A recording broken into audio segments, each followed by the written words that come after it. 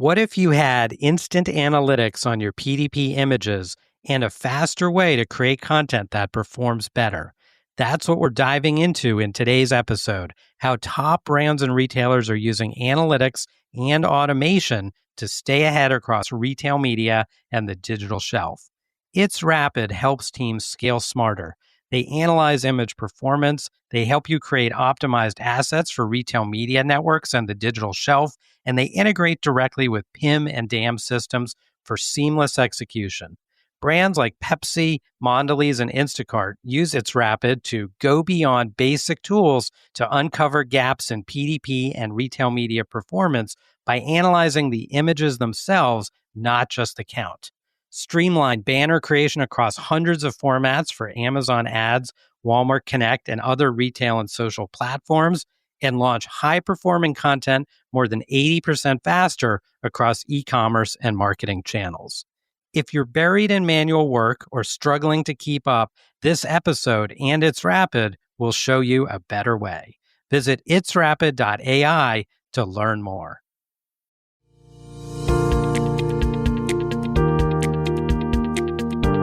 Welcome to Beyond the Shelf with Dave Feinlieb.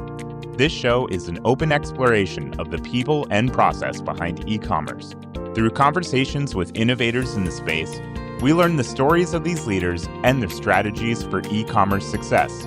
We publish new episodes every Tuesday morning, so be sure to subscribe wherever you get your podcasts.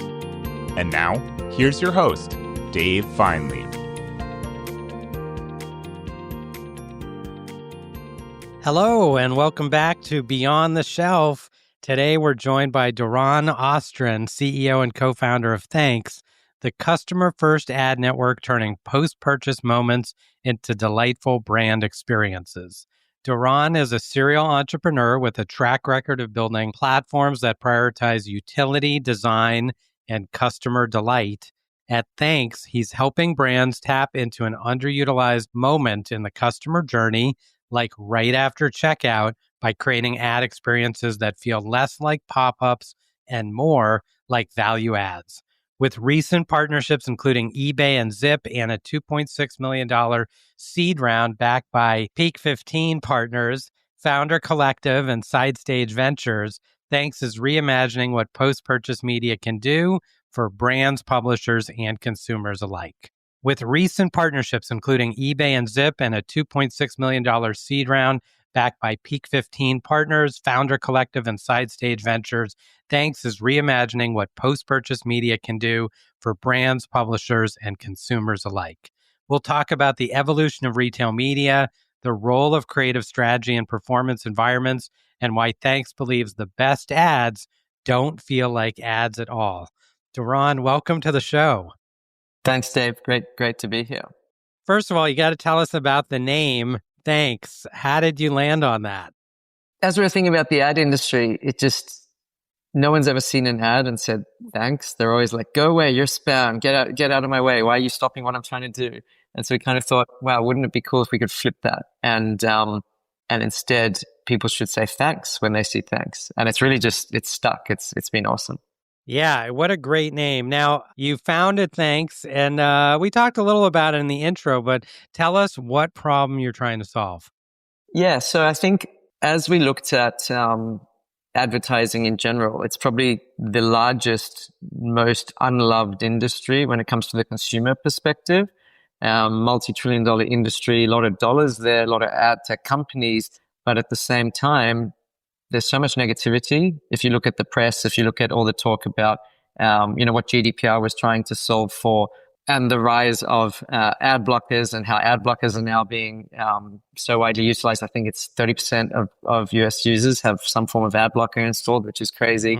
And then cookie deprecation and what we're seeing, Google's doing it, then they're not doing it. But the point is there's so much negativity in the space from a consumer perspective, when really if you take a look back, 30 years, ads were beautiful. They were designed, there was creative, there was flair. And now it's just, it feels a lot of the time the complete opposite. It's just about how many tens of thousands of variations can I create and just pump them out. And I just look at what clicks better, but there's no sense of the customer. No one ever talks about the customer through that journey.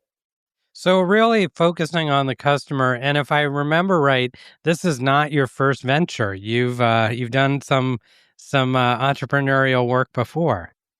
Yes, definitely been a founder for 12 plus years. If I include from the time at school, burning CDs and selling music back in the day. So I guess I've always been a founder, but Yeah. Productify was the first company that I founded, and that was software for shopping centers to acquire product data from their suppliers. At the time, they were sending CDs. This was before USVs even, and then they were sending USVs of data. And so just, I think consistently I've looked at pain points that exist and said like, wow, does this have to be like this? Like, this is pretty shitty. And I love figuring out how you make a better experience no matter what industry or space you're in. So your previous company, Productify, is that kind of like the precursor to today's PIM systems? Yes. So the Magento PIM was being set up like just a few years after that and so on. And it was more just about a social aspect. So it's one thing to keep your data on site and on premise for you. But what about when you're trying to send and everyone wants different sizes? They want different, I want a background. I want mine with no background. I want mine to be square and I want my image to be rectangle, because all of your retailers or your resellers would require different sizes, different categorizations. So there was a lot of normalization there. Now with AI, I look and I'm like, we could do that with a prompt and some file uploads and we're done. Yeah. Yeah, pretty amazing. Now, the post-purchase space that you're in now, first of all, will you tell us what post-purchase is? Sure. So we started Thanks in the post-purchase space when we looked at, in general, the rise of retail media, the themes of seeing what Uber and Amazon were doing, where some of their most profitable business lines were like these third-party non-core revenue. Uber is in the business of delivering people and delivering parcels and food, and yet so much of their revenue comes from ads. So as I was looking at that as a theme, and myself and my co-founders, we saw that there's this opportunity for businesses of all sizes to better monetize and engage through advertising. And post-purchase was really just this magical moment where you have nothing else to do at that point. So as a consumer, you have just completed an action. You've checked out, you've bought your product, or you've registered for that event. And at that point in time, you don't actually have anywhere else to be. And most of what advertising is today is interruption based. So if you're scrolling Instagram, you're trying to look at videos or photos of your friends and family. You're not trying to look at advertising. You're still on your mission. Yeah. When you got to post-purchase, you're finished. You don't have, and so the magical moment of that is really exciting for advertisers, where they can show up in a way that is not, there's no negative connotation to that spot. In fact, it's the complete opposite. Customers love, the checklist concept. If I've just checked something off my list, I feel good. Right. And that mindset shift is why advertising performs there as a first step. There's many reasons why. And since starting there, we've moved up the funnel. We're constantly looking at where else can we find those moments where, as a consumer, I am open or receptive to advertising as a whole. This is super interesting. Now, not your first advertising product. You've been in the space a long time. Will you tell us a little about the journey and how you landed at starting Thanks in particular? Yeah. So post Productify, started a company called The Urge. The Urge was a fashion search engine. It was an affiliate-based business model. We would aggregate product data and we would help customers find fashion. So Google Shopping, but specifically for fashion.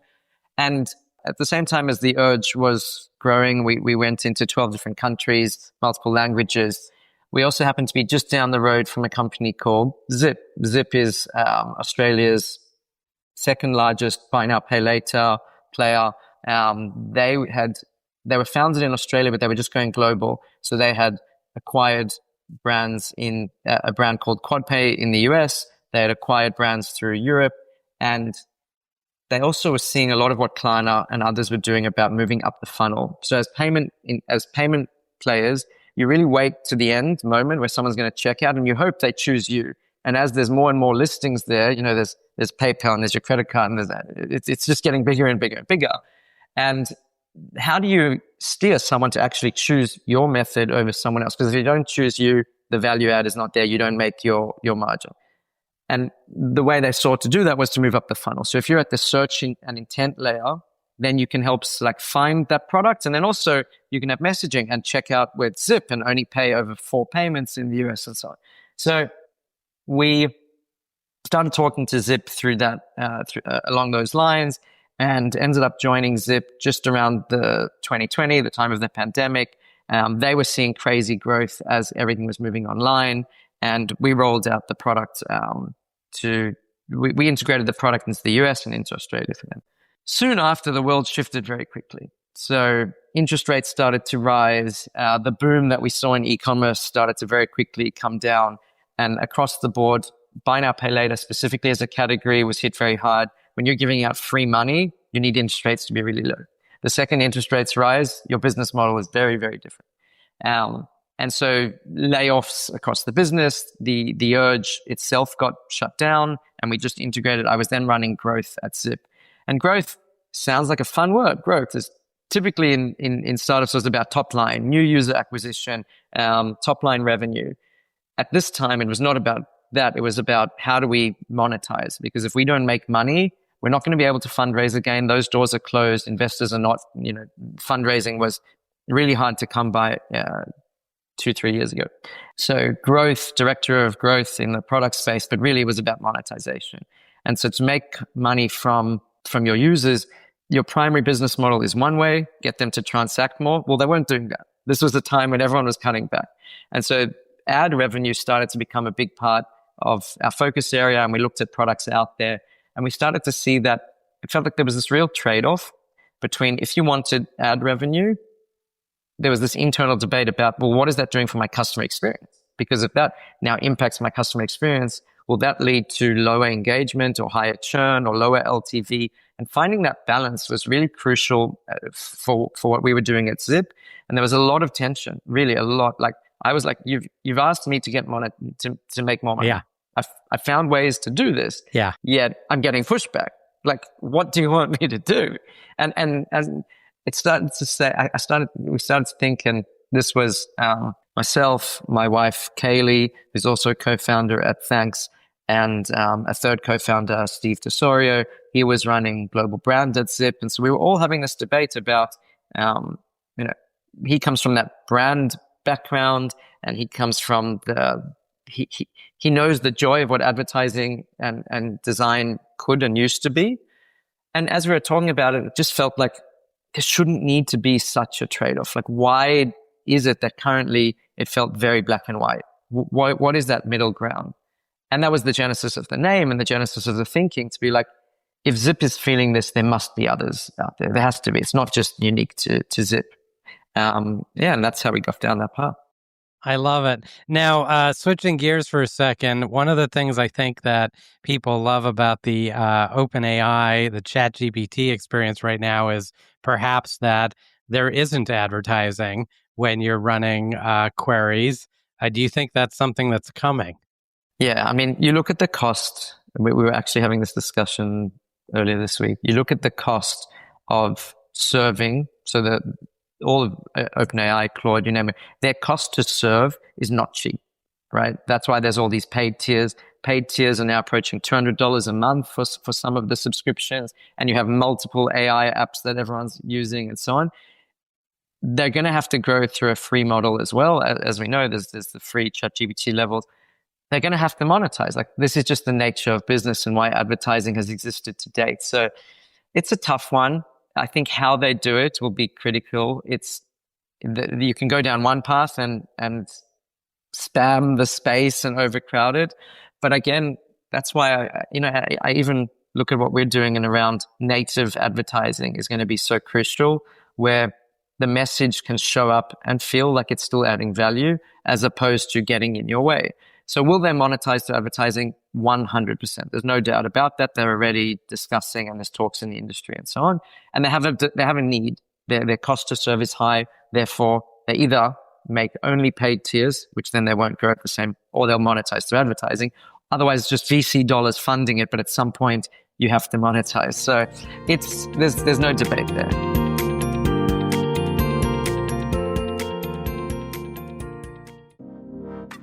This episode of Beyond the Shelf is brought to you by It's Rapid. It's Rapid is the platform Pepsi, Mondelez, Instacart, and hundreds of other leading brands and retailers use to build personalized content at scale. Whether that's images, videos, or product descriptions for their product detail pages, shoppable videos or banners for their digital ad campaigns, or sell sheets for sales enablement, brands that use It's Rapid are able to produce high-quality, on-brand content on average more than 80% faster than category competitors. To find out more, please visit itsrapid.ai. On the other hand, we have, let's say, Amazon, where they seem to have navigated the shopping experience and the advertising experience. How did they do that from your understanding of kind of the ad space and balancing this tension that you talked about? It's interesting. I think when you look at Amazon as a business, it's hard to click on a product that's not a sponsored link. It's like it's all sponsored at the end of the day. And as a consumer, there's so many times where I don't know if you remember, but in the past there'd be complaints from consumers where they're being shown the products, they click and buy this product, and really they could have bought one cheaper if they just scrolled a little bit further down, same product. And so to me, there is still that tension where are you being served the best experience for you or being actually recommended the right product, or is it just who's paying the most to be there and so on? But I think a lot of the time it's, as a consumer, the value as to why you go to Amazon is speed and convenience. And if that's the case, you're like, yeah, I'm going in, I click, I buy my thing. And maybe the difference was small, and I could research and I could spend more time. But Amazon is a lot of convenience purchase, right? It's, I need this, I need it now, immediate delivery, same day delivery. It's easy and I get it. And so from a consumer perspective, I think it's different in different industries, but in general, it's finding that balance where it's not that Amazon has churned because of advertising.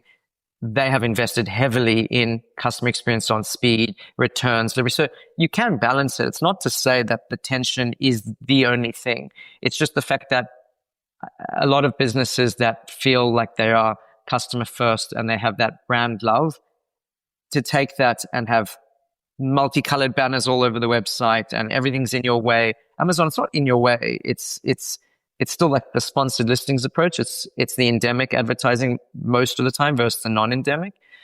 So balance is everything. And it's not to say that advertising is bad. It's not. Like, the world wouldn't exist. We would not all use Apple computers if it wasn't for brand and advertising and messaging and so on. So, yeah. Such great insights. So I want to zoom out now. Tell us about Thanks. You've raised $2.6 million. Congratulations. Incredible doing that. What are you working on? What are we seeing from you in the market? Like I said earlier, we started post-purchase. That the growth of that product continues to scale. We signed eBay early on in Australia and then rolled that out into the US. And what we've been doing is seeing that customers, partners of ours, are really pushing us to say, well, it works so well. Like, where else can we work with you on Thanks? So newsletter monetization is a big one, where newsletters, the growth of newsletters, we were just at the newsletter conference in New York at Times Center. The growth of newsletters is really exciting. There's a lot happening in that space. Monetization is still mixed bag of return on investment. Some things work really well, some not. So why not say thanks for reading, thanks for reading today, and here's the offers you've unlocked. Thanks for engaging. Thanks for signing up to my newsletter. And so that's one angle that we're going down.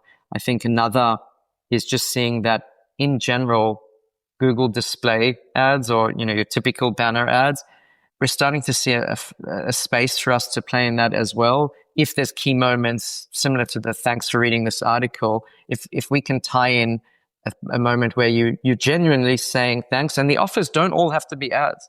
The offers can be, you've unlocked the chance to win, or you've installed our app and get this 3 months free on top of your current subscription, and so on. So yeah, lots of places, not just post-purchase. Really, there's so many times companies should say thanks to you as a user. You deserve it. Yeah. This is great. So more user connection, plugging into these less interrupted experiences, I guess you could say. And how does it work? So you went to eBay. You met with them, and how did that come about that you got the deal? I'd love to go into that. It's a really exciting story. Sometimes you kind of think like, did that actually happen? Right. So I Yeah. think a benefit of starting in Australia, and there's definitely pros and cons to starting outside the US and then entering the US, is we didn't try and go to eBay in the US. Who do you even approach? It's just so big and it's very hard to even know where to go. Whereas a satellite entity like eBay Australia, the ads team is much smaller. It's, I think at the time it was maybe 10, 15 people potentially. And so when we got in and we started to have a chat there, the feedback was like, wow, we have that tension. We know the tension. It is real. There is this constant debate between leadership in the US and product leadership around what is this ads product doing? And then at the same time, is there a better way that we could deliver that we still need the ad dollars as a business? Advertising is still core to what we do. And so I think we managed to strike a note with the team here, and they were able to get a trial approved to say, look, you're a smaller, more regional entity. Yeah, try it. If it's lightweight and you can test, go for it. And so we launched in Australia, and I think it was about 6 weeks later, we got a call to say, oh, this is going great. Can you turn it on in the US? Amazing. Just like that. So I think there are definitely pros and cons being outside the US to start and now coming into the US, setting up US entities and EINs and like all the things that you now need to do retrospectively has been a challenge, but definitely the benefits of starting in a smaller, a lot of founders or startups will always say like, you got to find that niche. You got to find that place that you can win. Then from there, you can always scale. And I think ours happened to be regional versus product based. What a great story. How does how do the economics work? You don't have to go into detail, but high level with a partner like an eBay or another retailer. Yeah, sure. So across the board, it's all the same. We work on a revenue share model. And so what that means is for every dollar that comes in, the largest percent goes to the partner, and we take a cut for the tech, managing the sales engine, ensuring the design works, the A/B test, and so on. And after the fact, we've now realized just how much of that dollar in any other scenario disappears before it gets to the publisher or the e-commerce player. So the DSP, the SSP, the data aggregators and providers, there's just dollars, the cents just dropping the whole way along that funnel. Whereas we built a full stack experience working directly with the advertiser, and we will sell and sign IOs with the advertiser directly with the publisher. And there's really only the three players in it. There's the publisher, the advertiser, and us. And so just in that, there's more margin to play with, which means everyone can actually win.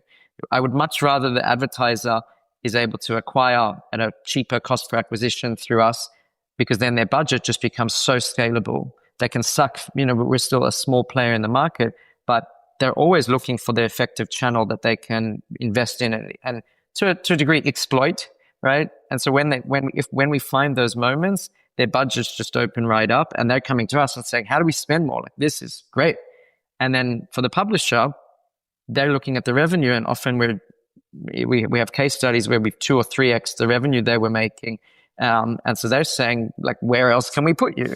So it's really been this win-win-win, and the customer is winning because they don't feel the same negativity. So I think in general in life, when you can find those win-win-win style scenarios, there's a clear need to go fast. And that was the reason for the raise. It was, we had bootstrapped the business to date. So there was no external funding. We had got it off the ground in a very scrappy way, but it got to a point where the model was working. We need to go faster.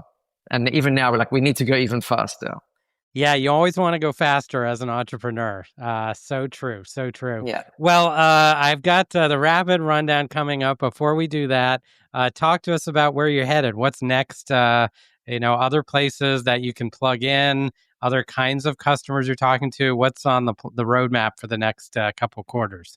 Yeah, so definitely regional. We will announce entering the UK shortly, which is really exciting. So once we know something's working, English speaking is our first growth channel. We will also need to look at non-English speaking very soon. So translation and localization will definitely be on our roadmap. We've avoided it so far, but we will need to. And then, yeah, like I mentioned before, definitely the newsletter space. But really, it's for me right now, my focus is one-to-many partnerships. So nothing I can announce just yet, but essentially we're looking at ways to say, well, right now we're selling to individual advertisers, and if we can find ways, and it's not agency, that's not right now the plan, but if we can find ways to get multiple buyers through single source channels, that's going to be really, that we spoke about move fast. Well, it's one thing to sell one-to-one, but we're growing our partnerships team and really focused on how do we build experiences. And in the next 3 to 6 months, you'll hear a few announcements from us in that space for sure. All right, we'll have you back on for those. Stay tuned for more. All right, the rapid rundown. These are a few fast-paced, fun questions for you. First off, favorite brand using post-purchase media in a way that you admire? So, yeah, I thought about this one. I think I have to go with the category approach. Cashback brands acquiring users post-purchase it's just magic right now. So you've just checked out, you've spent money. Well, why not offer free money to sign up to get cashback? Customers love it. Cashback brands are acquiring. So that category is just performing really well. Most unexpectedly effective creative format that you've tested? I think, like I said before, with the Google display banners, they're everywhere. No one likes them, but it's because they're just pushing ad messages onto you. When we flipped that and we launched our Thanks Embed product, which is, hey, you've unlocked some offers. Do you want to see? Inviting the user in. It's been magical performance, and that's really what's pushing us up the funnel. Tool or platform you can't live without? Definitely a tie between Superhuman and LinkedIn. And one book, podcast, or thinker that's influenced how you approach business? The Hard Thing About Hard Things by Ben Horowitz. Having wartime CEOs and peacetime CEOs, I really try to push myself to think, when do I need to be which one? Ideally, it's not that we have to get a different CEO each time, but through a startup, you can have peacetime weeks and wartime weeks, and that's crucial.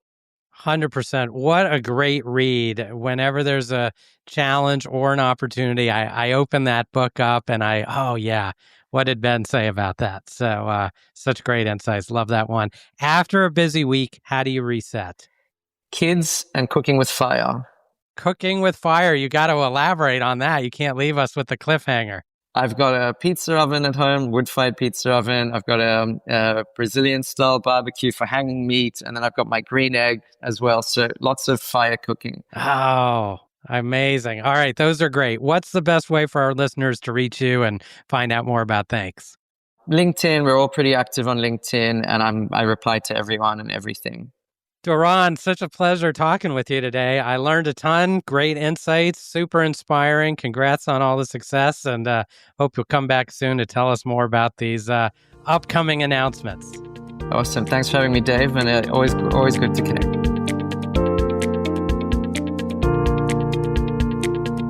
That's it for this week's episode of Beyond the Shelf. If you enjoy the show, be sure to like, subscribe, and leave us a review. It really helps us grow. And feel free to share us with your colleagues so they too can hear weekly perspectives from the brightest minds in e-commerce.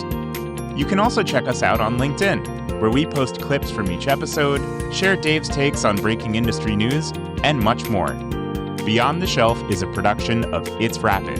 Our host is Dave Feinlieb, and our producers are Sean Levy-Ashvili and Jake Musiker. Thanks for listening, and we'll see you next time on Beyond the Shelf.